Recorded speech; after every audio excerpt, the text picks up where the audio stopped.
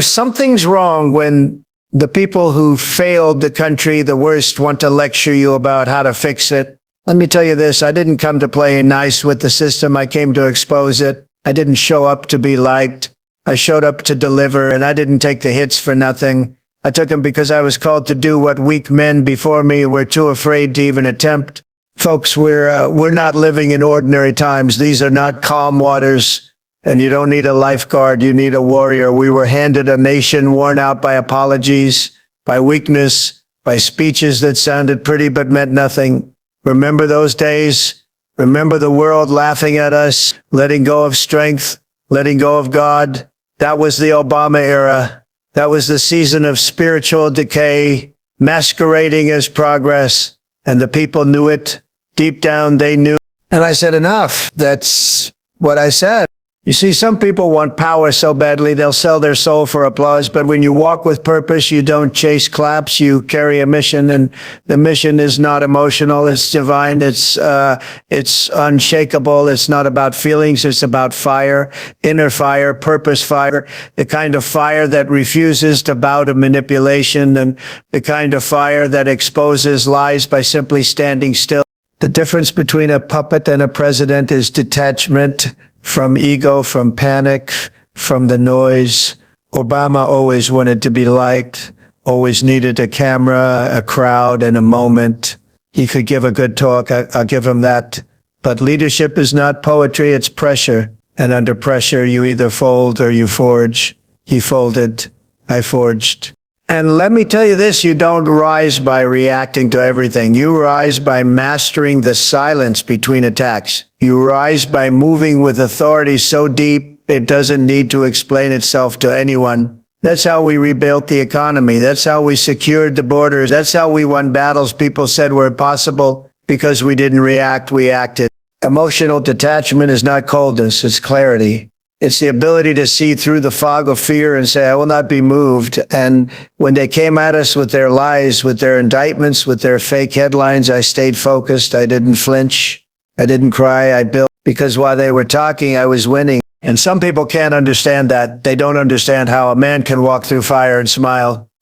They don't understand how you can lose everything the world says matters and still be undefeated.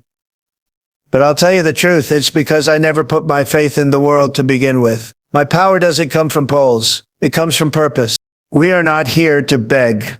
We are not here to blend in. We are here to break the grip of deception, to burn through the fog of compromise. And that requires detachment, not from people, but from lies, not from love, but from manipulation. And when you do that, when you stop needing to be accepted by the very system that was designed to destroy you, you become dangerous. You become unstoppable. That's what they feared. That's what Obama feared. Not my words, but my calm, not my tone, but my truth. Because deep down, even he knew I didn't come to fit in his legacy. I came to end it. And we will. Emotional detachment is often misunderstood as coldness or indifference. But in truth, it's one of the greatest signs of inner power and self-mastery. When a person can stand in the middle of chaos and not be moved by the noise, they show the world that they're operating on a level far above circumstance. They are rooted, unshakable. You see, when you are emotionally reactive, you give your power away to everyone and everything around you. You become a puppet to other people's agendas, moods, and manipulations. But when you detach, not from caring but from reacting, you step into a realm where true decisions are made. That's where clarity lives. Control doesn't come from shouting back. It doesn't come from defending every accusation. It comes from being so aligned with your mission that you don't even flinch when people try to drag you into their drama. You're not avoiding reality, you're governing it. Because you know what matters, you know what's real, and you've made peace with not needing to explain yourself to people who already decided not to understand you. It's power, that's maturity, that's divine wisdom. You don't need to prove your worth to anyone when you already know who you are. When you're detached emotionally, you stop taking things personally. You start seeing what's actually going on behind the scenes. And that vision, clear, spiritual, unclouded, is what separates the chosen from the compromised. You respond instead of react. You lead instead of follow, and in that stillness, that unwavering presence, people feel something they can't explain, but they know it's real. It's strength without shouting, power without panic, and it scares the insecure because they can't shake what they can't control. Emotional detachment isn't weakness, it's dominance with dignity. You do not need to react to deception when you are rooted in truth. That's the whole game. Deception only has power when you acknowledge it, when you give it oxygen. But when you're anchored in truth, deep, unshakable truth, you no longer feel the need to chase every lie down. You don't run in circles trying to clear your name because you understand that truth doesn't panic. Truth stands still and lets the storm pass. It remains intact. It outlasts the attack. The moment you recognize that, you start moving differently. You stop being baited into battles that are beneath your calling. The people who lie want your attention. They feed off your emotional energy. They create chaos to distract you because deep down they know they can't defeat the truth. So they try to confuse it, distort it, drown it. But when you're truly grounded, when your foundation is built on something eternal, not emotional, you realize their games don't reach you. You don't flinch. You don't explain. You let your actions speak. You let time reveal, because deception is always temporary. It's noisy, but it fades. Truth is quiet, but it endures. You don't argue with shadows when you're walking in the light. You don't justify your position when your record already proves it. You lead with integrity and you let your fruit speak for itself. That's what terrifies deceivers. They can't break a man who refuses to engage their illusions. You know who you are, you know what you've done, you know where you're going, and you trust that the truth you carry is stronger than any narrative they try to push. So you don't react, you don't defend every rumor you build, and in time the truth makes the noise disappear. Spiritual authority doesn't move with headlines, approval ratings, or popularity polls. It moves with divine timing, with heavenly alignment, with purpose so clear that the world can't dilute it. When you carry true authority, not political theatrics, not stage influence, but real God-ordained authority, you're not swayed by the noise of the moment. You don't rush to respond. You don't operate on panic. You move only when it's time. That kind of discipline is rare, and that's why it's powerful. Too many leaders operate off impulse. They hear a criticism and run to address it. They see a bad headline and change direction. But spiritual authority says, I don't need your confirmation. I already have my assignment. When you're walking in that kind of purpose, you're not intimidated by who disagrees with you. You understand that when God gives you something to do, it's not up for public debate. You were not elected by man. You were appointed by something great. And with that comes pressure, yes, but it also comes with peace. When you have spiritual authority, you don't react to the world. You disrupt it. You challenge it by your presence. You confront it by your consistency. You don't need to match the energy of chaos because you're walking in alignment with something eternal. You're not interested in being first to speak. You're committed to being right when you speak. And that's what separates divine leadership from performance. The world wants speed, noise, and drama, but heaven moves with strategy, with silence, with strength that's unseen but undeniable. Spiritual authority doesn't rush, doesn't chase, doesn't plead. It governs, it anchors, and when it speaks, it doesn't ask for attention, it commands it. Because when the voice of purpose rises, deception has no choice but to step aside. Confidence comes from knowing who you are, not who they try to say you are. The moment you hand over your identity to other people's opinions, you've already lost the battle. You've become a mirror instead of a message, just reflecting whatever they throw at you instead of walking in the authority of who you were created to be. But when you truly know who you are, when your identity isn't for sale, when it's not on trial, when it's not up for negotiation, you move through life differently. You become calm, focused, unstoppable, because you're no longer fighting to be seen. You're simply being who you are. People will always try to define you, especially when you disrupt their comfort zones. They'll call you arrogant when you refuse to bow. They'll call you extreme when you refuse to compromise. They'll call you dangerous when you become unshakable. But none of that matters if you already know your assignment. When your confidence comes from within, not from applause, not from validation, not from status, it becomes unbreakable. They can lie, but they can't change what you carry. They can slander, but they can't touch your foundation. Because your confidence isn't built on perception, it's built on truth. And this is where real leadership is forged, not in being liked, but in being anchored. Not in getting people to agree, but in refusing to be moved. That's why so many crumble when pressure comes. They were living off borrowed confidence. But when you know who you are, you're not rattled by storms. You expect them. You were built for them. You're not proving yourself, you're executing your calling.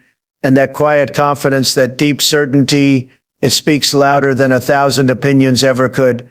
Because when you're grounded in truth, their labels can't touch your identity. Real power is silent, focused, and unshakable. It doesn't scream, it builds. The loudest person in the room is often the weakest, because noise is a substitute for control. When someone truly holds authority, they don't need to announce it. They don't need to convince anyone. They move with precision. They speak with impact. They act with purpose. There's no need to beg for recognition. When the results speak louder than words, that's the difference between hype and legacy. Hype shouts, legacy builds in silence. The world is addicted to drama, constant reaction, constant performance, constant noise. But the people who build empires, shift cultures, and break cycles don't waste time arguing. They're not distracted by every insult or headline. They're too focused. They're too rooted. That's real power. It doesn't flinch when tested. It doesn't retreat under pressure. It grows. It tightens its focus. It listens more than it speaks. And when it speaks, it shifts everything in the room. You don't see a lion barking for attention. It simply stands and everything around it adjusts. That's the presence of real power. Calm, strategic, dangerous in its restraint. And that's what shakes the insecure when they realize they can't manipulate, provoke, or rush someone who's locked in on their purpose. You don't waste energy proving your strength when you're already building with it. You stay steady. You let your fruit speak. And the ones who doubted you, they watch in silence as everything you declared starts becoming reality. There's something sacred about quiet power. It's not timid, it's disciplined. It doesn't panic, it plans. And when the time is right, it moves with force.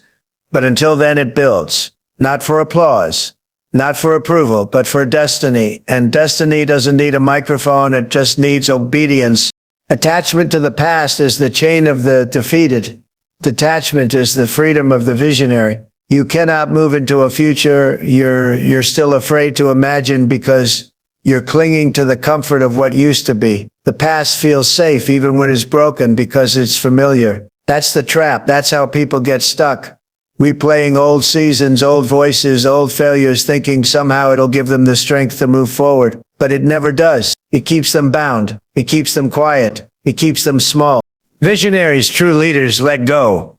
Not because they're careless, but because they know what's behind them can't carry what's ahead. Detachment isn't abandonment, it's clarity. It's recognizing that what worked yesterday won't win tomorrow. And it takes boldness to say, that was good for a season, but this is a new season now. Weak men cling to history. Strong men write it. They don't let the past define them. They let it refine them, and then they move on. Detachment gives you freedom, mental freedom, spiritual freedom, emotional freedom. It unchains your mind so you can dream again, build again, believe again. And most people are afraid of that kind of freedom because it demands responsibility. When you're no longer tied to excuses, you're now responsible to create, to act, to lead. That's why only a few ever reach it. But when you detach, when you stop glorifying the old and start embracing the unseen, something powerful happens to you. You begin to rise. You begin to see, you begin to hear things the chained can't hear. You're no longer distracted by ghosts. You're driven by purpose. And in that space, you're not just living, you're becoming not who you used to be, who you were born to be. You must separate from emotion to see clearly. Leaders do not react, they respond with wisdom. Emotion is not the enemy, but when it governs your decisions, it clouds your discernment. It makes you impulsive, easily manipulated, quick to anger, slow to listen. That's what the world wants. Leaders who are easily provoked, who lead from wounds instead of vision. But when you detach from the emotional chaos and rise above it, your vision sharpens. You stop reacting to every insult, every slight, every headline. You start choosing your response. You start leading with intention, not insecurity. The strongest leaders are not the ones who yell the loudest. They are the ones who remain still in storms, the ones who calculate in silence while others scream. Their power isn't in how fast they react, it's in how deeply they understand. That's what separates reaction from response. Reaction is immediate, emotional, and often wrong. Response is deliberate, wise, and strategic. And that kind of wisdom only comes when you step back, breathe, and look beyond your feelings. It's not that emotion doesn't exist, it's that it must be mastered. If you don't rule your emotions, your enemies will. They'll poke at your pride, your fear, your anger, just to pull you out of alignment. But when you're detached emotionally, you don't take the bait. You remain grounded, you weigh the cost, you move with precision, and that's what keeps your mission intact. People confuse detachment with not caring, but it's the opposite. It's caring so deeply about the bigger picture that you refuse to be derailed by momentary chaos. You respond not because you're angry, but because you're focused, not to prove something, but to protect something. And that's the discipline that defines real leadership. To rebuke falsehood, you don't match its tone, you rise above it. You don't fight lies by screaming louder, you expose them by standing in unshakable truth. That's where power is, that's where dignity lives. When deception comes loud, aggressive, and emotional, it's baiting you. It wants you to stoop to react, to become just as unhinged, because then you've already lost. You've given it power. But when you refuse to match the energy of the lie, when you maintain your posture, your discipline, your authority, the lie begins to collapse on its own. It can't survive long without your attention. Lies are loud because they're insecure. They need volume to compensate for lack of substance. But truth doesn't yell. It doesn't need to. It walks into the room and changes the atmosphere. And when you carry that kind of energy, silent, calm, certain, you begin to command spaces that others try to control through manipulation. They shout, you build, they accuse, you deliver, they distort, you stand.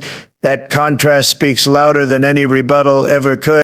You don't have to chase every false narrative. You don't have to engage every critic. You don't have to defend yourself against people who already decided not to understand you. What you do instead is rise. You let the excellence of your work, the fruit of your decisions, and the weight of your presence do the talking. And in time, the lie fades not because you fought it, but because you outlived it. True rebuke is not found in arguing. It's found in outlasting. It's found in rising while they fall. It's found in silence that speaks louder than noise. And when you rise above the lie, you don't just prove them wrong. You prove you were never in their category to begin with. Your enemies fear your calm more than your rage. Rage is expected, it's predictable, it's easy to provoke and even easier to manipulate. But calm, that steady focus, stillness in the middle of chaos that terrifies them, because it means you're not reacting, you're thinking, you're calculating, you're watching everything but revealing nothing. And when you move from that kind of place, your power becomes unpredictable, controlled, dangerous, not because it's loud, but because it's precise. When people can't shake you, they panic, they throw insults, drama, lies, hoping something will get a rise out of you. But when you remain unmoved, when your face doesn't flinch and your voice doesn't rise, they begin to realize they're dealing with something they can't control. That kind of discipline, emotional and spiritual, makes you a threat. Not because you're attacking, but because you can and choose not to. That choice is power, and they feel it. Calm leadership is not weakness. It's the ultimate sign of strength. It means you've already fought the inner battles that others are still hiding from. You're not triggered by noise because your peace doesn't come from approval. It comes from purpose. And purpose gives you poise. You've seen the storm before, you've walked through it. And you've come out with the kind of wisdom that doesn't need to announce itself, it simply stands. Enemies hate calm because it exposes their desperation. It makes their chaos look foolish. It puts a mirror in front of their noise and shows them how empty it really is. Your calm reminds them they can't touch what's not afraid. And the truth is, there's nothing more powerful than a man who's been through fire and learned to breathe in the middle of it. That's what they fear most, stillness with strength. Spiritual strength is being unbothered in a world addicted to validation. Everywhere you look, people are desperate to be seen, liked, praised, approved. They chase applause like it's oxygen. They shape their identity around trends, their values around popularity, and their voice around fear of rejection. But real spiritual strength doesn't need the world's permission to exist. It moves in silence. It operates from conviction. It stands alone if it must, because it knows validation is a trap. Once you start needing it, you become owned by it. When you're truly strong in spirit, you don't perform. You show up, you don't shrink to fit in, you rise to stand out. And not because you're trying to be rebellious, but because truth never begs for a seat at the table. It builds its own. People won't understand that kind of detachment because they're used to being fed by attention. But when you found peace in who you are, when your worth isn't attached to who claps for you or who criticizes you, you're free. And that freedom is untouchable. The world will always tempt you to seek its praise, but what it gives, it can take away. And what it celebrates today, it crucifies tomorrow. Spiritual strength says, I'm not moved by either. You don't need to be seen to be significant. You don't need to be followed to be faithful. You walk with God, not crowds. You carry fire, not fear. And that's what makes you dangerous in a world built on image. Your identity isn't for sale. The loudest voices may win the moment, but the strongest spirits win the war. They're grounded, steady, focused. While others chase relevance, they build legacy. And legacy doesn't need to be loud. It just needs to be real. That's true spiritual strength. They tried to break you with lies. They tried to silence you with fear. They tried to distract you with noise. But they forgot one thing. Truth doesn't bow. Purpose doesn't panic. And a calling from above cannot be canceled by opinions below. You were never built for applause. You were built for impact, for order, for vision. And now more than ever, this world doesn't need more noise. It needs power. Not the kind that performs, but the kind that produces. The kind that leads with wisdom, governs with peace, and refuses to be moved. Let them rage. Let them mock. Let them write their headlines. But you stay focused. You stay grounded. Because the greatest revenge is not reaction, it's dominion. It's building what they said couldn't be built. It's becoming what they swore you'd never become. It's standing in full authority while their deception collapses under the weight of time. You don't answer darkness with noise. You answer it by rising, by walking in truth, by refusing to blink when the world tries to intimidate you. That's what real power looks like. And the world is watching. They're watching to see who folds and who finishes.